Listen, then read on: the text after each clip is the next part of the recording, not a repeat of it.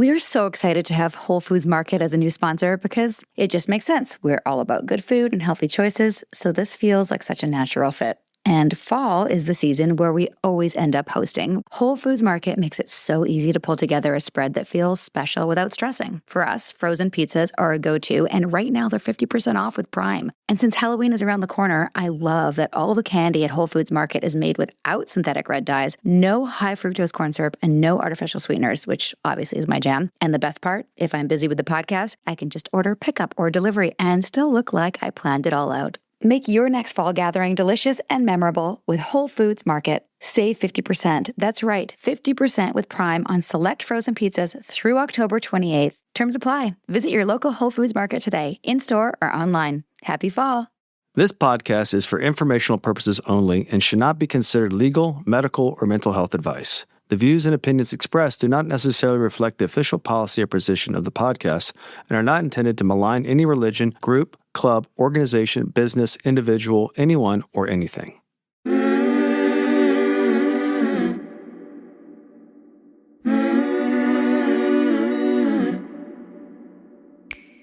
I'm Sarah Edmondson. And I'm Anthony Nippy Ames, and this is A Little Bit Culty. We woke up from a cult, and that journey was captured in The Vow on HBO and in my memoir, Scarred. Now, in this podcast, we break down the shame and secrets that make these experiences so destructive with honest conversations on how seemingly benign groups can cross into the cultiverse and how to spot and recover from trouble if it happens to you. Each week, we bring in experts, survivors, and whistleblowers to explore red flags, resilience, and even share a few laughs because sometimes you gotta laugh. Subscribe to our Patreon for early and ad-free listening, some live Q&A, and exclusive content at patreon.com/alittlebitculty. Welcome to Season 8 of A Little Bit Culty.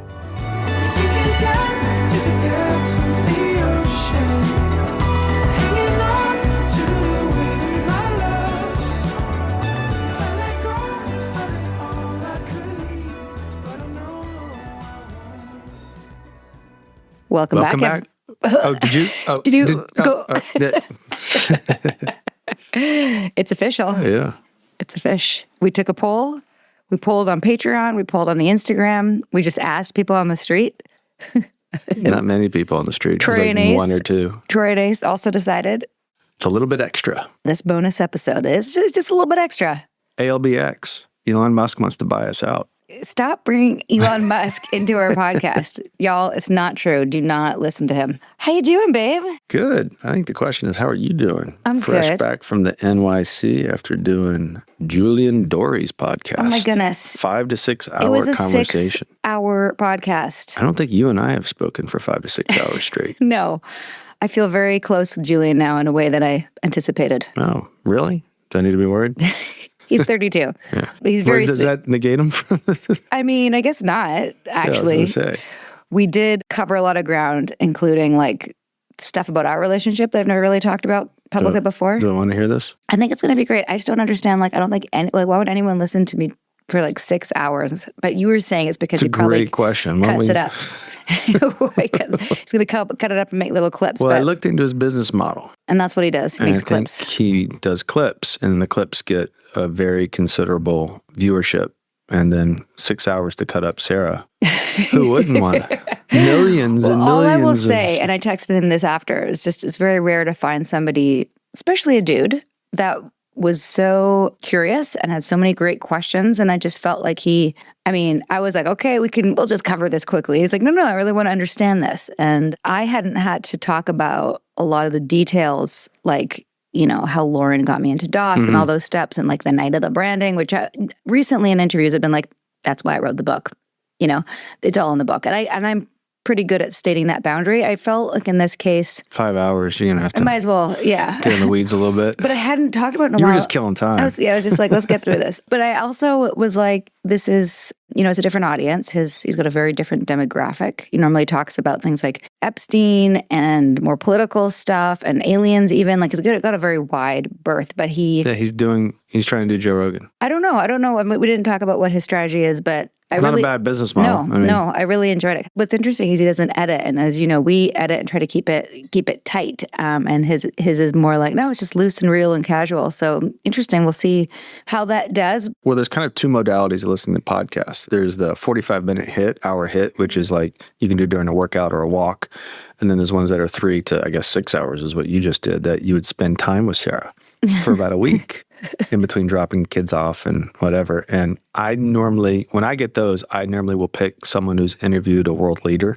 Mm-hmm. Like I listened to one recently where the former prime minister of Israel was being interviewed. I listened to one who's someone, an economist in Venezuela, to kind of get a sense of someone who's on the ground in these countries rather than getting my information from TikTok, Instagram. Smart. And that'll be like a week of me processing and coming away with mad knowledge that you hate when I download to you. No, I appreciate it. Yeah. And I appreciate that he wants to learn. And he really, one of the reasons why I said yes to his podcast when we first spoke, he's like, no, I believe anyone's susceptible. Anyone. And we talked about situational vulnerability. He'd never heard that term. He was very excited. Anyway, that episode comes out in December, but I will say, since so many of y'all care about my mental health, including you, babe. Yeah, that's why we went to therapy last week. Which was also great. Which I won, by the way, just so you guys. Right. Thanks, therapist. Yeah. Anyway, but what I was going to say is this was the first time I've been to New York where I felt really calm. And I think a big part of it is that I was staying with Sarma Melngailis. Thank you, Sarma, by the way, for hosting me. Shout out to the Sarm. I really miss you already. Oh my goodness. To spend 3 days with someone who is clearly like one of the top chefs of the world. Like, we had the best food. She made me this incredible salad from the Greens Market from Union Square. Nippy looks like he's nodding off. Well, I'm sorry. With like herbs and so much different greens. And Wagyu steak? There was no Wagyu steak. No. It was amazing. And then the next day we had like sourdough toast from the market, and she made me incredible fried eggs. It was just like I'm so lucky. But why I wasn't anxious is because she came with me to the interview, and we spent the day before the interview walking around. We did the High Line, all around Chelsea and whatnot. And I just feel like part of what makes me anxious is like I don't know where to go, or if I'm like walking across town, I want to walk down like a nice street and a safe street. Oh my God. What? Yeah, it makes a lot of sense. Right. So having someone being like, come this way, and like kind of being my tour guide, Sarma, thank you. You made me actually enjoy New York. The High Line was really cool. I may or may not have microdosed, which really also helped me be less anxious. I wouldn't do that in New York. Well, on the High Line, in the greenery, and we did the Hudson Yards, that big sculpture. Also really cool, on a little bit of mushrooms. Whoa, I'm talking a little bit, like 300 milligrams. That's what's going on with you. That's why I got spam texts from you about, can I talk to the boys? Well, clenching your jaw. No, it wasn't that. I know. No, I was just enjoying it and wanted to share it with them. We'll post some pictures.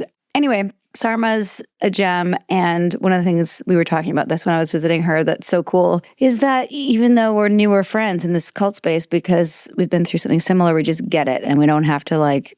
Totes. We don't have to explain certain things. And I shared with her the Fawning book, which you've probably seen me post, and that's coming up next week with Ingrid Clayton.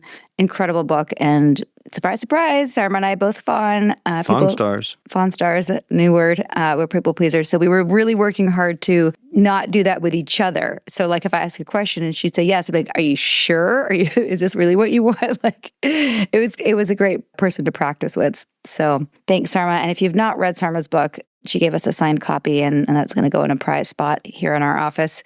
It's a really phenomenal read, and we can't recommend it enough. So yeah, that was my week. I'm back recording this bonus with my handsome husband. Cold chilling. What else we got? We have... You said you had a little something. Something. Well, a couple things. People have been asking about the book. I worked on it on the plane, on the way there, on the way back. We are... Definitely on the final pass. We keep saying that, but like... Well, this is legit the final pass. This is it. But what we have to do before it goes to copy editing... Read it out loud. We have to read it out loud and make sure that we got everything. And Didn't we stop off at 37? Can we stop there? Can we resume? Yeah, we'll go back. Yeah, we'll have to go through some of that. But we're getting there. And we really appreciate everyone who's supporting us and pre-ordered. That really, really helps. So thank you. No doubt. Oh, and also just before we left, and why we haven't commented on it yet is because of the sort of us flying to New York and whatnot, but P. Diddy, 4 years. How do you feel about that? Our first voicemail addresses that. Okay, we have a voicemail about that. I think it's BS. I mean, it's fucked up that guy is able to get away with what he's able to get away with. I have my own kind of like conspiracies around it, I think. I just think that was a backroom deal. He's too powerful, and I think in our case with Keith just wasn't powerful. Didn't have the connections. No, he did. And I have heard, and actually Julian mentioned this because he's been following Epstein and P. Diddy pretty closely, that just the evidence wasn't as strong. And one witness apparently didn't even show up for P. Diddy. I'm sure because they were scared. Yeah. How do you think that works? I don't even know. You have to be brave enough to go, okay, I'm going to go do this. And in the final hour, someone says, The only thing that is good is that apparently, and this is not my forte, so please someone correct me if I'm wrong, but the crimes that he was actually convicted of, the judge gave him the maximum sentence. Like, it's possible again, that somebody... backroom deal. Like... No, what I'm saying is, like, if somebody else who wasn't P. Diddy was convicted of the crime, he wouldn't have gotten as much. So apparently the judge gave him the most that he could, given what he was, you know what I mean? I still think that's optics, though. Maybe. I'm just saying that's one positive. Yeah, the judge is like, you're abusing people, you're a bad person, you're going to get this. So I don't know. And maybe the sentence comes with other things societally when he gets out that he'll have to deal with. And he's a pariah, but I don't think it mitigates anything that he's done. I mean, I think hitting that woman in the hallway on video is enough for him to... Cassie. Let's take a break from the cultiverse, shall we? Here's a word from our sponsors.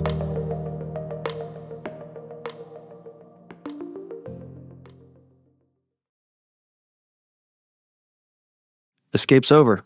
Let's return to our regularly scheduled cult talk. Okay, so this came through actually as a voice note because this is a friend who we actually met through the podcast, and she sent me this voice note, and I got permission to play it with y'all because this just makes me really happy. And Nippy's not heard it yet, so here it is.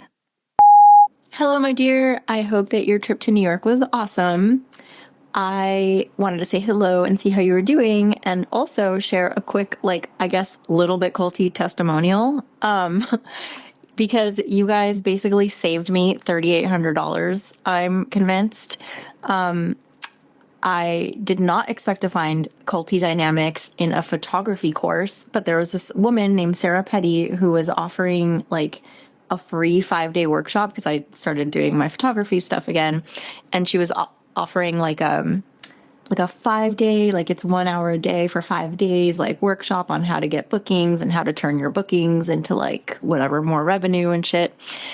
And so I was listening to it, and dude, the entire thing was all straight out of MLM speak, out of kind of Nexium Landmark, all that shit of invest in yourself, spend thousands on my coaching, on trying to get you to, it was the free thing, but it was to get you to spend money on the other thing. And just a bunch of us versus them thinking. She was talking about how we're giraffes and we don't listen to turtles. A turtle might tell you not to spend this much money on a course, but that's because they don't get it. And you have to get into debt if you want to actually get ahead in life.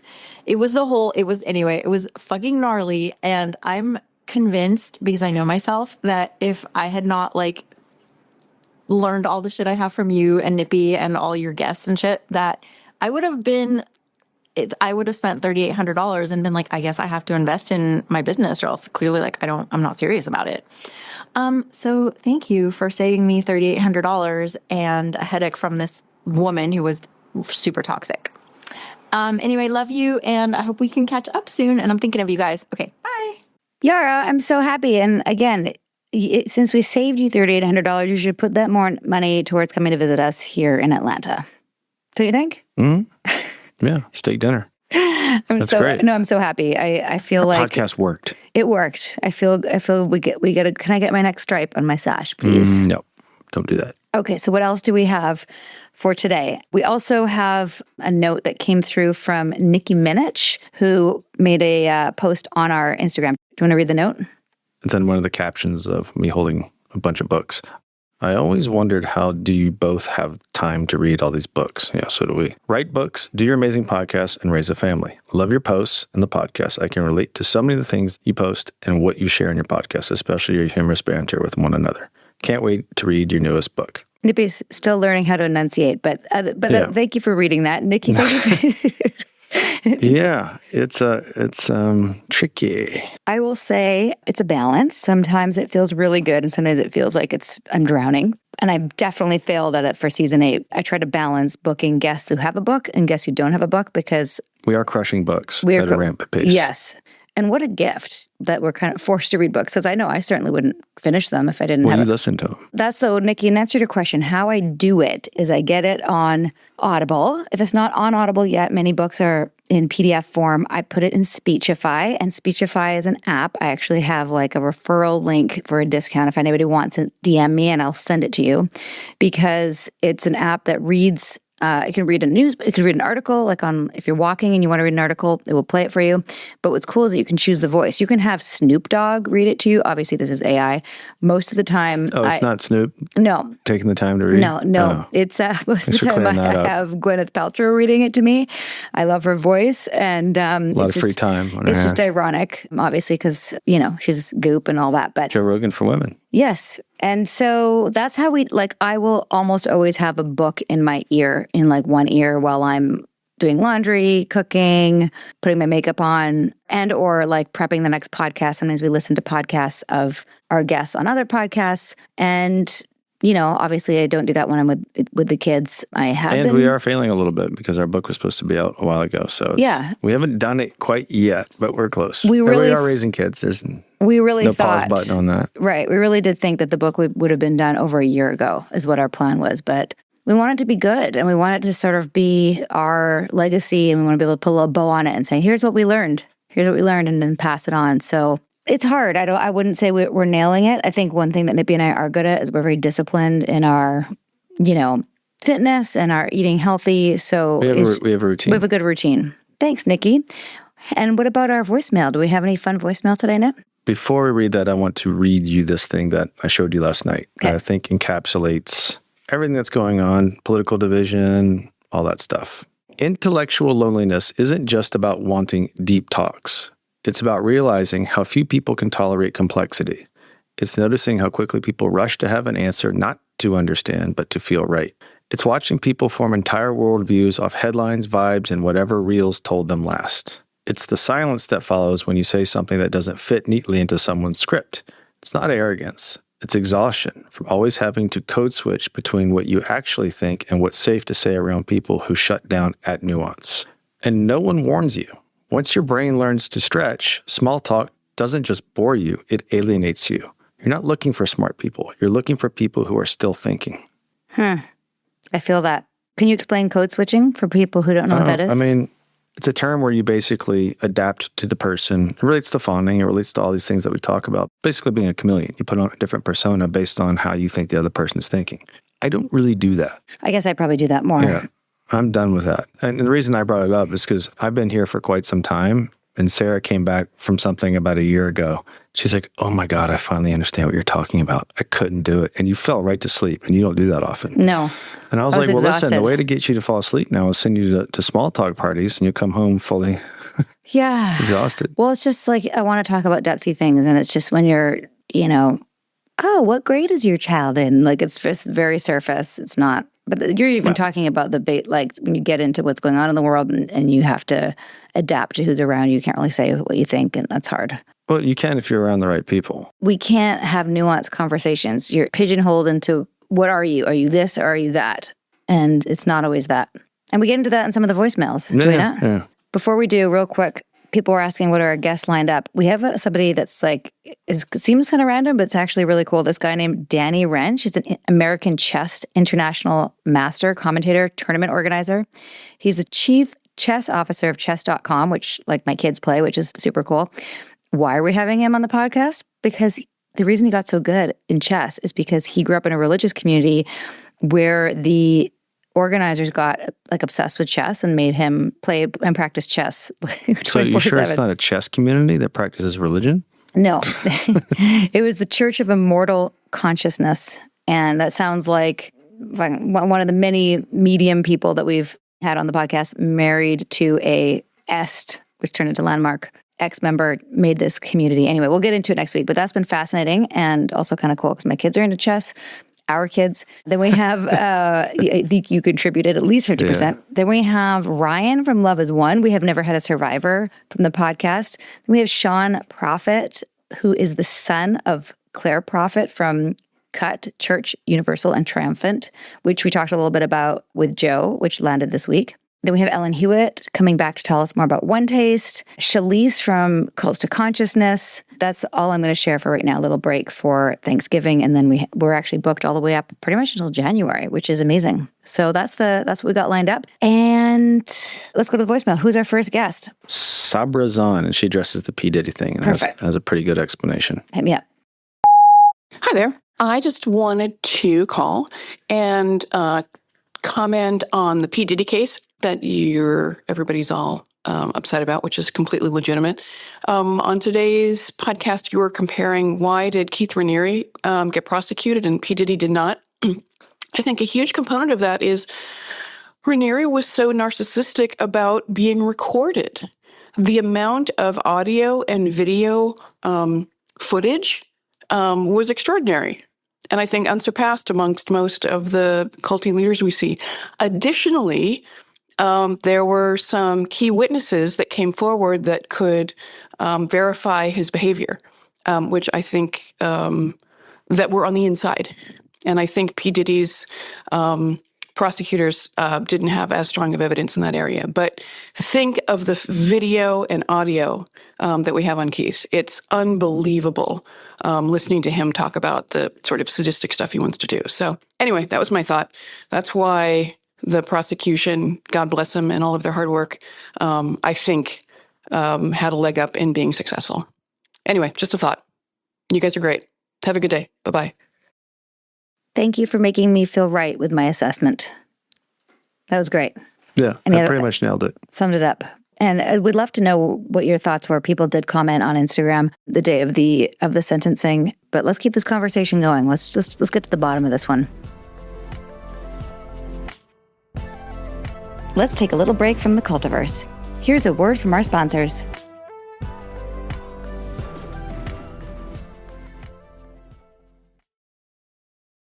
Thank you for listening. Now, let's dive back into the Cultiverse. Who's next? Next one is Karen Jeske. She's written us before, and this is, I think, her first time we're... No relation to Barbara Jeske? No. Here we go. Hello. This is Karen with a C. I'm from the Chicago area. I have reached out to you a couple times before. I hope you don't mind, and I don't expect a return message. I know how busy you are, but I really wanted to leave this message. So I just listened to the Lacey Bean, I think I got her name right, the most recent podcast, and it was terrific. I mean, your guests are so illuminating and interesting, and I'm so grateful for this podcast.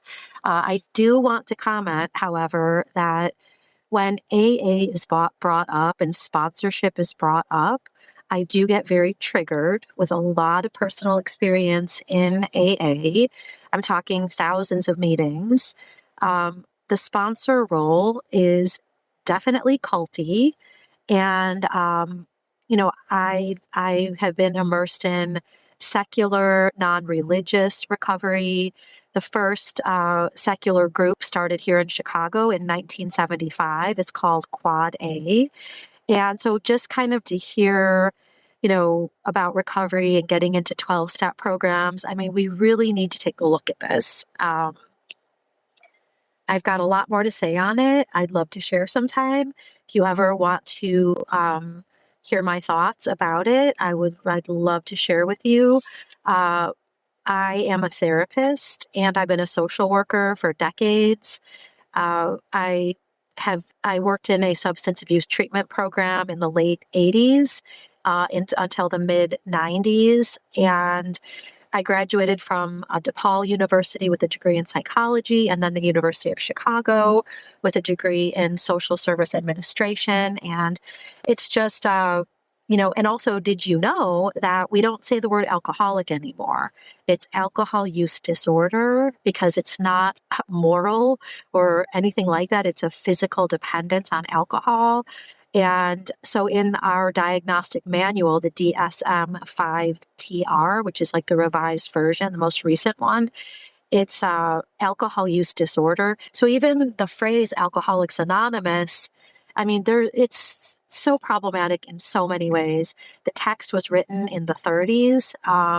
It's extreme. It's based on the Oxford tradition. It's evangelical Christianity. So anyway, I'd love the opportunity to speak more about this with you all sometime. Okay. CarenJes as in Sam, Key. And my email address is karenjesky@gmail.com. CarenJes as in Sam, Key. Thanks. Thank you so much for that message. I don't know, what was her name again? Karen. I actually wrote her and said submit to the chat forum. Yes. If she wants to comment more or happy to do another one. We did actually do one that she may have missed with April about her time in AA, specifically with a definitely very culty offshoot. And it's so interesting. And we agree with everything you just said, Karen. That episode, however, did garner so much controversial feedback, such extremes from, thank you so much. Finally, somebody's calling this out. This was exactly my experience, to, I wouldn't say a lot, but a number of messages of people saying, how dare you? AA has saved lives. This is why it's good. And I will tell you, pretty much every single time we cover a group, there's at least one or two people who say, that wasn't my experience. Actually, somebody just reached out to me today, and maybe I forgot to tell you, saying that Stephen Colasar from Amway, that was a couple weeks ago, his experience was not the norm. She was in Amway, and, Amway's really great, blah, blah, blah. And if you had a good experience in one of these groups, consider yourself lucky. That's a good way to put it. That doesn't mean that other people haven't been abused or exploited, or there isn't something culty going on. But I think one thing is for sure we can say is that there's good groups and bad groups, just like there's good churches and bad churches. And yep.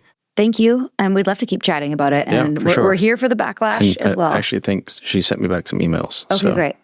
And we'll get to that after. What's next? This one's from Mandy C. Chris. From where? We'll find out. Hello, my name is Mandy, and just finished listening to the episode with the Hot Johnsons podcast host. Nippy was mentioning that he wants to work with quarterbacks and receivers on their mental and emotional performance. There is something called a certified mental performance consultant. I'm actually a mental health therapist and have been for a number of years, and am in a program, a master's program, where you can get a certificate if you already have a master's, to become a CMPC, a certified mental performance consultant. And we work with all types of performers, athletes, businesses, CEOs, surgeons, firefighters, EMTs. But the main concentration oftentimes is athletes. So you're never too old to go back to school. I'm almost 50. And so it's a great addition to my career. And just thought I'd share the information. Mandy, thank you so much. Very serendipitous. I have been speaking with a bunch of other people about What's doing next? something like that. Yeah, there's a great guy, Michael Laws. He's from one of the guys I met down at Mike Reinder's Memorial, and he reached out to me about consulting or doing something like that. And what I really like is talking to athletes. I'd love to be talking to pro athletes, high school athletes, college athletes, just about a mindset, kind of what I would have liked at a certain age. And so it's serendipitous. So Mandy, yes, I've written you an email and let's talk. Amazing. Thank you, Mandy. Thank you, Mandy. Okay, our last voice note is from Tara, and here it is. Hey, Sarah Nippy.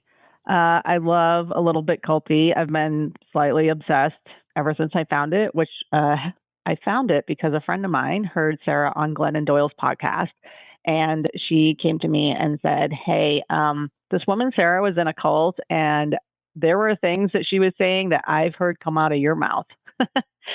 And at the time, I would say I was at the beginning of recovering from being in a cult-like situation and being in LGAT situations. And so that helped me to, I started listening to your podcast and reading Sarah's book and really paying attention to what was coming up for me as I was kind of breaking down all this stuff again. I thought I was having a spiritual awakening, and I got involved in an LGAT, and it was really useful. Except that for me, it sort of perpetuated this whole idea that other people know better than me. And I need to listen to all of the people around me, not what is intuitively what I know. Right. And then that got me involved with a spiritual coach who ended up she was trying to build an MLM essentially. She was pretty cult-like and controlling. And it took me 2 years and like 20 grand to figure it out. But I got out before I got really roped into her stuff. So I'm very glad that I was able to recognize it before that. And then I found your podcast soon after I got out of her coaching. So the whole thing is like really interesting, this whole journey, because as I've listened to various episodes, I've really started to unpack how I was just looking outside of myself for all of the answers. And even as people were supposedly training me to use my intuition, I was getting gaslit when I was using my intuition and pushed in different directions that I didn't necessarily want to go. So, it was kind of a wild thing to find you. I feel like I found your podcast at just the right time, so that I am now very aware of all of my stuff.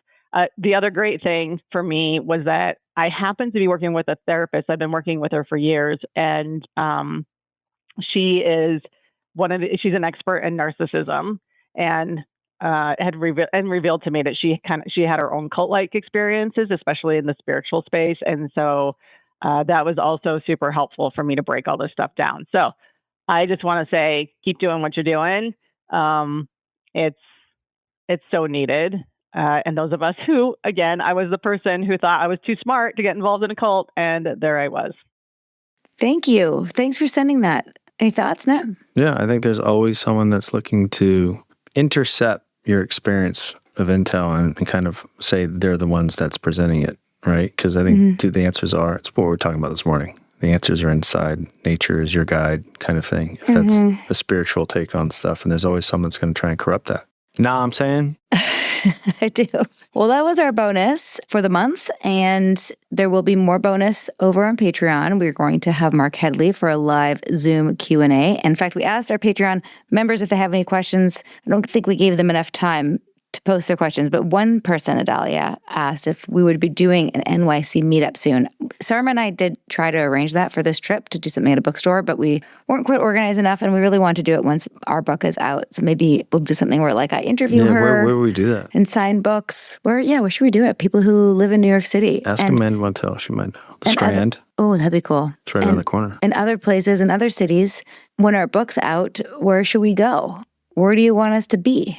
Where do you want us to sign books? Let's do this. Oh my God. This is about to happen. It's about to happen.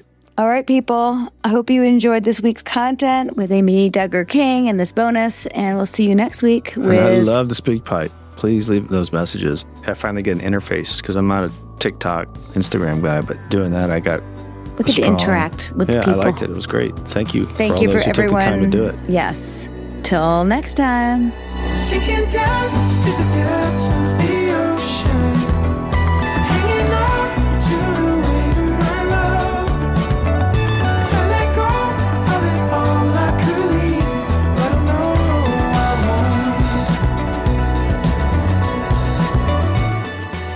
won't. We hope you're enjoying A Little Bit Culty. If so, please do show us some love. Drop a rating or leave a review. Hit subscribe on Apple, Spotify, or wherever you listen. And subscribe to our Patreon at patreon.com/alittlebitculty. Even better, send this episode to someone who needs it. Maybe they're in a cult. Maybe they're just a little bit susceptible. Or maybe they just love a good story. Spread the word, spread the love. Thanks for listening, and see you next time. A Little Bit Culty is a Trace 120 production. Executive produced by Sarah Edmondson and Anthony Nippy Ames in collaboration with producer Will Retherford at Citizens of Sound. Our co-creator is Jess Tardy. Our production coordinator is Lesli Dinsmore. Writing by Sandra Nomoto and social media marketing by Eric Swarzinski and Brooke Keene. Our theme song, Cultivated, is by the artists John Bryant and Nigel Aslan.